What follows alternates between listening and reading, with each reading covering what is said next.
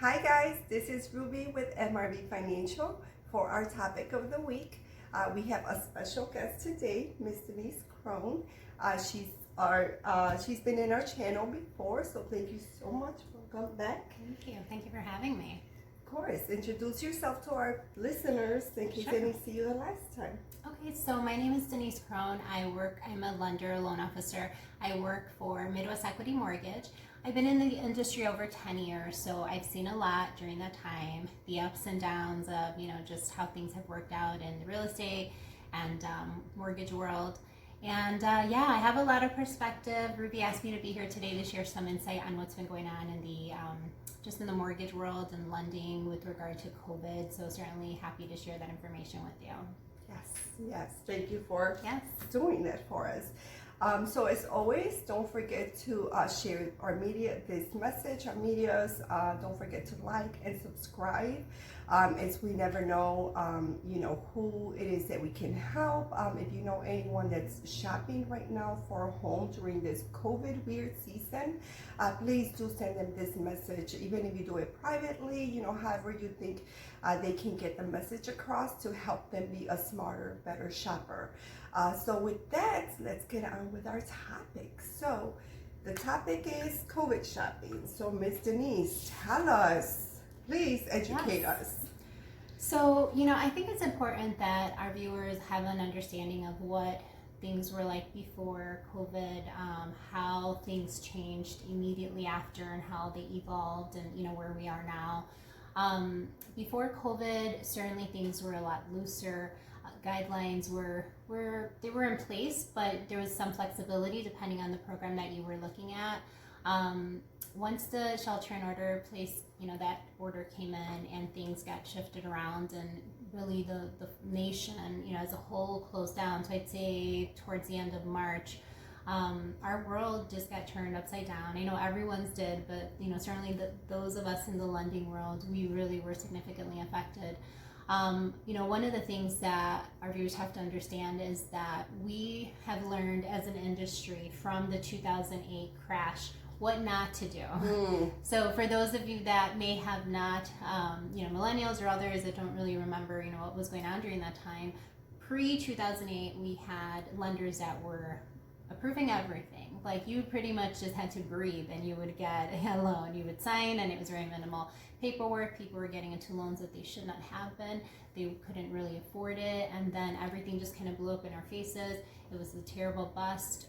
We went into a terrible recession as a result, and the government stepped in and said, we can never have that happen again. So we need to heavily regulate to make sure that, we oversee everything in the mortgage industry, and we put guidelines in place to ensure that people that are going into these loans, they are able and capable to repay them. So with everything, post-COVID, people were just kind of freaking out. We did not want that to happen again. We wanted to make sure that we were putting people in homes that could afford them, that were financially stable, that were not as affected by the just everything that was going on with COVID. So our guidelines significantly changed, and I'll say that a lot of lenders, it was depending on a lender. So you have to understand that bigger lenders, they have a little bit more wiggle room. They probably said, okay, we can afford a little bit more risk than maybe others, because just as an example, if you have an investment portfolio of $1 million and you want to play around with 1,000, it's probably okay. Even if you lose it, you're going to survive it and be fine. But if you have, a $10,000 investment portfolio and you want to play with that $1,000, it's going to be a lot more impact to you. So, depending on the size of the lender, that's really kind of how, people, they really decided how much risk are we going to take on. We want to mitigate as much of that as possible. So we're going to add on these extra rules, or in our world, they were called overlays, where we had to then, on top of the existing guidelines that already existed, we had to qualify everyone according to those new overlays that were added. So, if my box was like this for people that could qualify, all of a sudden it shrunk significantly. One of the examples I can give is, so for our FHA program, it's through the Federal Housing Authority, we were able to go to 580% pre-COVID. Post-COVID, we, at least my lender and a good amount of others, went all the way up. They changed the minimum amount to 640. So all of a sudden, if you were in that 580 to 640 window, you no longer qualified. And that was really a very devastating effect for many of our borrowers. There's a lot of people that qualified, before let's say early February, and they were fine and they were on their way to getting, entering a contract, or maybe they were under contract when COVID hit, and then all of a sudden they no longer qualified. So that was certainly very, very just emotional for a lot of us in the industry. It was very stressful, just trying to restructure loans and try to figure out, well, how can we help these people? What's a different way that we can get around these challenges?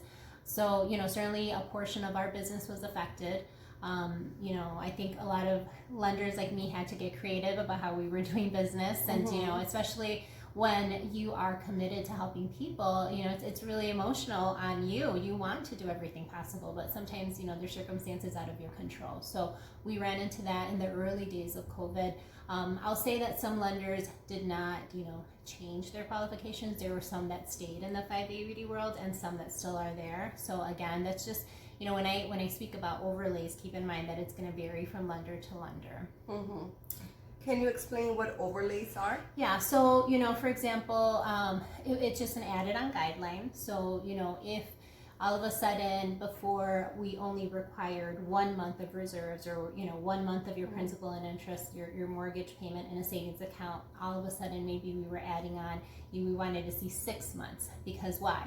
Well, lenders are concerned that our borrowers maybe are going to be unemployed, or what if you're laid off for a while, or what if we don't know what's going to happen post-COVID. We might know that there's essential workers, and thankfully there's a lot of businesses that have resumed and have been able to continue to do business, but there's many that are just kind of like, they don't know if they're going to continue, and in the long run if they're going to survive this. And we don't know as a nation, as a world, how is this, what are the long-term implications of this for our economy. So there's a lot of extra added on just security measures that the lenders took on to say, okay, we're adding this on, you have to qualify according to these new standards, because we want to ensure that you're going to be in a position that you'll be able to pay this and withstand that liability in spite of what may be going on in the world around us. So it was some very, very hard days, those early, I'd say late March, early April. A lot of us were not getting a lot of sleep, and it was just obviously so many things going on. Kids at home, all of a sudden, we're homeschooling during the day and working at night. Government agencies that were, we use as our standard, processing. For example, we have to verify certain things with the IRS and with Social Security offices, and those are, all of a sudden, those offices are closed. So, what might have taken 2-3 days, all of a sudden is taking 2-3 weeks because those offices are closed and there's no one there to process that paperwork. And, finding verification of employment, I would normally just contact an HR person, but guess what? HR and everyone else is working from home, and who knows who that person is, because it's a hot mess in the beginning. Like, wait a minute, it was very challenging. So, those early days were very stressful. But we survived it, thankfully. Yes. We kind of came through it, and as a whole, I would say the mortgage industry, it evolved during that time. So it was super stringent, and then slowly things started loosening up, and we started getting emails. Okay, we no longer are requiring this. We're no longer requiring that. We're going back to this standard. So thankfully, we're kind of back to almost business as usual. Certainly, a few overlays and guidelines that are still in place with certain lenders. For example, in my world, we had gone up from the 580 to the 640, and now we're back down to 620. Not quite the 580, but we're getting there. And even other programs, like there were down payment assistance programs that for a little while there certain lenders weren't offering, because in many lenders' eyes, if you invest your own money, you're going to be much more committed to staying in your property if something happens, versus if you're putting minimal and down payment assistance. So everyone was kind of analyzing these applications a little differently. Thankfully, a lot of those programs are back, and we're getting people in homes again, and they're able to qualify. But I think that the most important thing to know is that if you are in a position to buy a home, if you're considering it and you don't know, I don't know if I'm going to qualify, just take a step back, analyze your financial picture. What does that look like?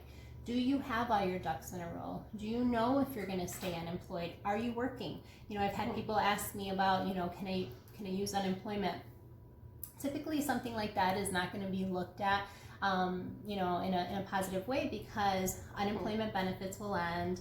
Maybe you're on furlough, but you're going to go back. Like, that's a different story. That's something that we know you have some job security and you're going to go back to. But there's a lot of variables that are involved right now. And ultimately, at the end of the day, when an underwriter receives your application and they're looking at your file, it has to make sense.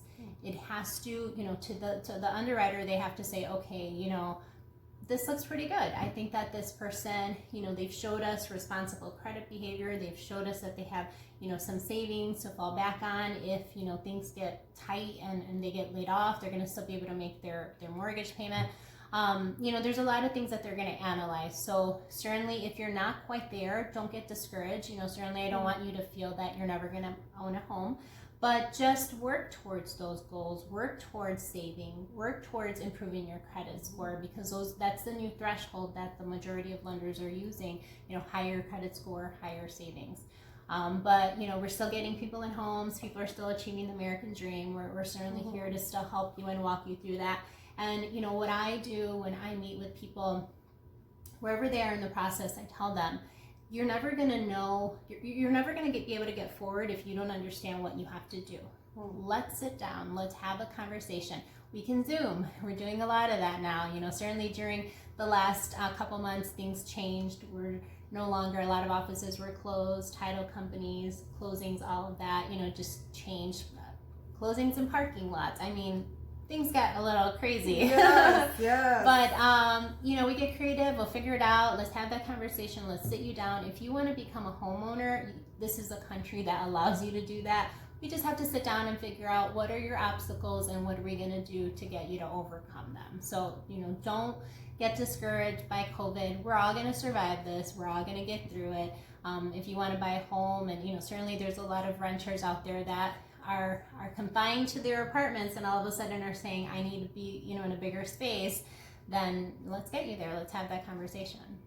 What about refinancing? Because then there's the ones that own a home and it's like, oh my God, I need a bigger home now. Yes. How is that side looking?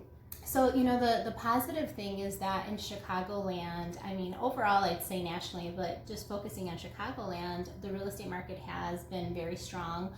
For a few weeks during the early COVID days, things kind of did come to, I wouldn't say a complete stop, but just slowed down significantly. And a lot of people, obviously, people weren't sure how is this going to evolve and how is this going to affect the market. But I would say by that fourth, fifth week, people were back in it strong. And I'm seeing on my end, I see bidding wars. I see a lot of aggressive. Wow. Oh yes. Houses on the market a day or two, and then they're sold. The inventory is more limited than there are buyers, so it's more of a seller's market right now. So if you're thinking of selling your home, it's probably a good time to do it. But yeah, the market has been really strong, which has been helpful. Just to kind of facilitate and navigate through this process. So yeah, if you want to refinance, one of the things that I've seen a couple different scenarios, people are emailing and saying, hey Denise, can I refinance? What are rates looking like? Well, I can tell you rates are great. They're, very, very low. Let's see, I'm looking at a 2.99. I just locked someone in yesterday on a 30-year fixed. So depending on your credit, depending on how much equity you have, there's a lot. 2.875 I'm doing it for someone else. There's a lot of aggressive lenders out there that want your business and they want you to be able to refinance. And it's really nice when you do it, you can structure it in a way where not only are you, lowering your mortgage payment because you've lowered your interest and you're lowering your total interest paid that's amortized over, that time frame, but you can roll in the cost for the most part. You can get 1 to 2 mortgage payments that you don't have to make. So it's kind of a nice little break. It's a nice break, yeah. And especially with people thinking, well, should I go into forbearance or not? That might be an alternative. for you okay. if you're thinking about that. So yeah, if you're thinking about refinancing, it's a great time to do it. Another option, and this is something that I've been seeing more of as well, is if you want to, let's say you have an existing home, but like Ruby said, you've outgrown your space and you need a bigger one. Tap into that equity, refinance, get an extra 20, 30, 40,000 out, deposit it into, that as your down payment for your new home, and rent out your old one. And sometimes you barely see that change in payment. So, I'll give an example. I have a couple that they had a 2-flat and they've been there for 5 years, and they decided they're ready to get their single family house. And so they're taking $50,000 out to invest in a single family, and their payment is only going up $64. Oh wow! Yeah, and wow, they're putting because of the low interest rates. The low interest right rates. Now. They're doing it over they're restarting it at the 30-year, but they've only been there for 5 years, and they have a decent amount of equity to do it. So it's going to give them a nice opportunity to put some money, a big chunk down, bring their payment down, take advantage of these lower rates to lock in now, and it's a win-win. Yeah, so, nice. Yeah. That sounds like a lot of people are in that, especially if the school system, I think, is what's going to define a lot of people's future situation of, I maybe wasn't thinking of it now, but in the future, if we do go to, a hybrid school system, I almost feel like they're going to follow the corporate professionals of, some go to school on this day. Like, I don't know how it would look, but I'm thinking there's going to be like A and B day where you're still going to have to homeschool. Well, now you're going to realize, like, okay, this is, maybe you bought a house that was your temporary house, and now that temporary house is like, okay, you know what, it's time for me to get moving, so that this is a very good topic for people to know that, well, you could still rent it out. Many people don't think that stuff. So thank you for bringing that up. Of course. So what else? So I think that, really at the end of the day, I wanted to emphasize that don't give up on your dream. If owning a home is your dream, if owning many homes is your dream, if you're an investor and you want to invest in a home, there's still options out there for you.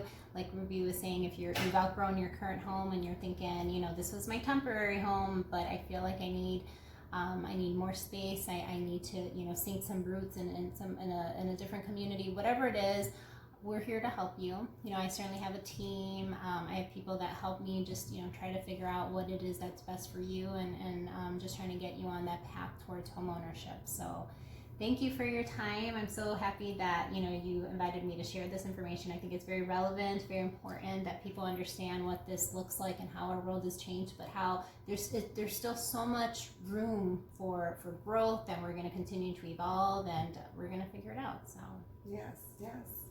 Well, thank you. Thank you for coming and, enlightening us on this subject, because, I'm not an expert in this matter. And I thought, let's bring someone that is out there, in the trenches and, seeing all this stuff. So thank you again. So this brings us to the end of our topic. Thank you so much for joining us on this beautiful monthly for our topic of the week. We hope you enjoyed this message. And again, if you know of anybody that's home shopping that would benefit from learning this information, please don't forget to share this information with them. We will go ahead and put Ms. Denise's information, but do you want to give your phone number or something for them to contact you? Sure. So my cell phone number is 773-844-5612, 773-844-5612. But if you know Ruby directly, she's always able to connect us as well. Yes. So thank you again, and we wish you a great week. Bye.